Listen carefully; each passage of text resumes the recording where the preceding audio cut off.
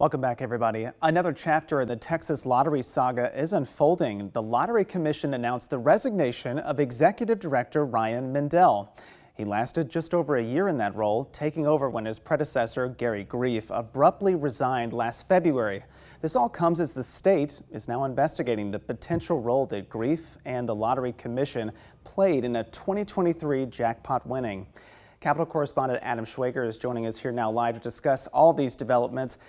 Adam, welcome back and thanks for being with us. Yeah, thank you for having me. Let's start with Mindell. As we said, he's out as the executive director now. What was his history at the Texas Lottery Commission, though? Yeah, Mindell, he had been trying to answer these questions from lawmakers at these hearings about what happened in that 2023 jackpot drawing you mentioned, and he had been there at the time. He was acting as deputy director. He started as a legal counsel for the commission back in 2016, working his way up to the ranks, eventually getting promoted to executive director when Grief stepped down last February. So he had been a lifer. He had been associated with that organization for the last 9 years. So that might have played a reason. And one other thing that was interesting to note is last time at their meeting, they went into a closed door, the commissioners did, to discuss the potential contract of someone who is in charge. We don't know exactly who that was. They came out and decided to make no decision, but it wouldn't surprise anyone if they were discussing whether or not they should keep him on during that meeting. And we saw Mindell at a lot of these contentious hearings in both the House and Senate this particular session. But with Mindell out now, who takes over? Yeah, so his name is Sergio Ray. He is currently the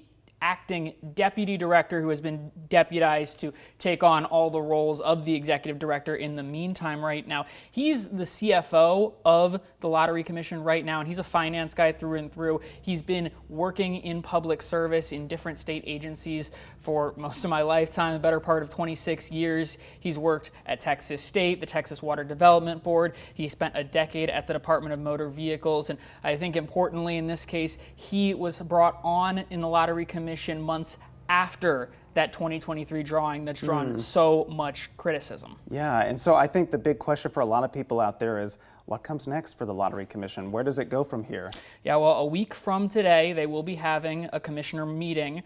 That was already going to be something that was on the docket for us because those new rules to ban lottery couriers, that's where they're going to discuss and likely vote on those new rules. And now they're going to discuss the implementation of a new executive director. But once again, we have this question of whether the Lottery Commission will even survive to the end of the year. They're up for sunset review, meaning the legislature has to pass an active bill to continue their license to operate. Right now, there doesn't seem to be a lot of political will. None of those bills have even gone before a committee in order to extend them right now. And as we saw at that budget meeting, the Texas lottery budget was completely zeroed out from the House's version of the budget, and I'm not sure if there's much will on the Senate side to rectify that.